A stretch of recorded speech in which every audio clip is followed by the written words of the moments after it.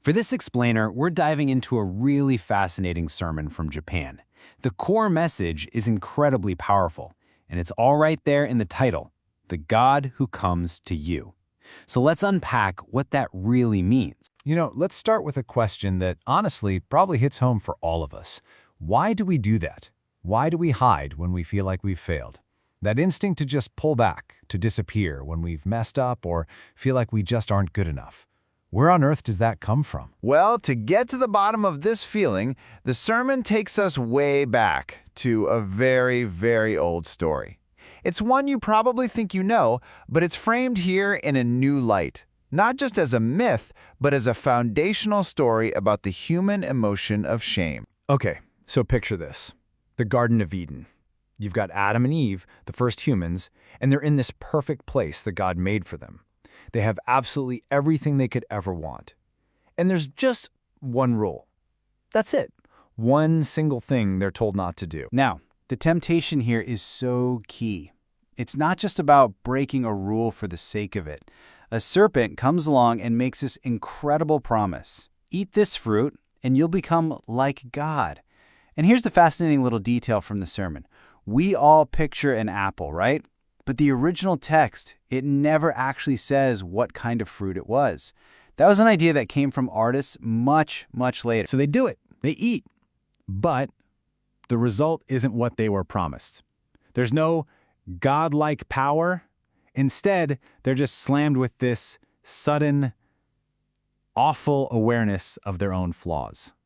Their first reaction is shame, and their first instinct is to go hide from God. And when God comes looking for them, they don't come out. They stay hidden. And the reason why is just devastatingly simple. They saw their own imperfections, and they felt like they just couldn't face a perfect God anymore.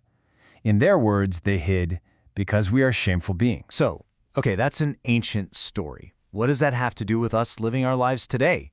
Well, the sermon argues that it isn't just a story. It's a mirror. It reflects the behavior that we repeat over and over again. Let's break down the parallel the sermon makes. On one hand, you have Adam and Eve. They saw their imperfections, felt unworthy, and hid themselves away. Sound familiar? Now look at our side. We get so laser-focused on our mistakes, our failures. We believe we have to have it all put together before we can face judgment from anyone. So what do? We build walls. We hide who we really are. And all of this leads to a really piercing question that the sermon asks. Do we secretly believe that God is just disappointed in us? That he's exasperated, tired of our screw-ups, and is just over it? For a lot of us, the sermon suggests the honest answer is a quiet yes. But right here, this is where the narrative takes a complete 180. The sermon introduces its central idea, and it completely flips the script on all that shame and unworthiness. It's all about the nature of the God they were hiding from in the first place. To paint this picture, the sermon uses the famous parable of the lost sheep. So, a shepherd has 100 sheep. As you can see, 99 of them, the vast majority, are safe and sound. But one of them, just 1%, wanders off and gets lost. Where do you think that shepherd's attention is going to go? And here it is, the whole point. The shepherd doesn't just shrug and go, oh, well, I've still got 99. That's an A+.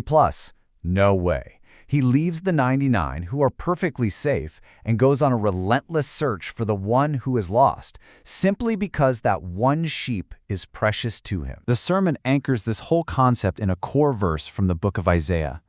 This is the perspective it claims God has. It's not judgment for our failures, but an unwavering love for who we are, flaws, mess-ups, and all. So, that's a great idea, but how does this love actually work?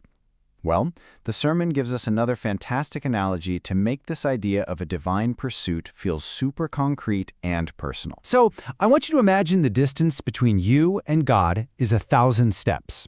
Seems pretty impossible to cross on your own, right? Well, according to this sermon, God doesn't just stand on the other side and shout, "Hurry up, get over here!" No. Instead, he travels 999 of those steps himself. He comes all the way to you until he's standing right at your door, knocking. But hold on. Why not all 1,000 steps? Why leave that one final step for us? The sermon explains this isn't some final exam. It's an act of profound respect. He's not going to barge in. He values our freedom so much that he waits for us to make the choice, to open that door. He knocks, but we're the ones holding the key. And all of this leads to the final, and I think most personal takeaway from the sermon.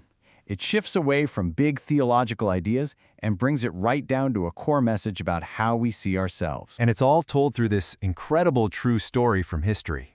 After the French Revolution, the young son of the executed King Louis XVI, a literal prince, was captured by the revolutionaries. Their goal was total moral destruction. For 6 long months, they tried to corrupt him with every vice you can imagine. Filthy language, bad food, alcohol, you name it. They were trying to ruin him from the inside out, to prove that his royal character was just a sham. So what happened?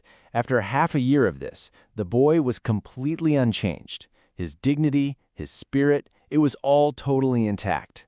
His captors were just baffled. They asked him, "How is this possible? How did you resist everything we threw at you?" His answer was so simple and so profound. He just said, "Because I was born to be a king." His understanding of his own identity was so rock solid that his circumstances couldn't touch his reality. He knew who he was, and that knowledge was his shield. And that story perfectly captures the heart of the sermon's final message. It argues that every single one of us is, in a spiritual sense, a child of a king. We are all princes and princesses. This identity isn't something you earn by being good, and it isn't something you lose by making mistakes. It's inherent. It's who you are, and it only gets stronger when you spend time with the one who affirms that truth in you, the God who comes looking for you. Which leaves us with this final, provocative thought. If this identity is truly yours, if you were born to be royalty, then what really is there to hide from?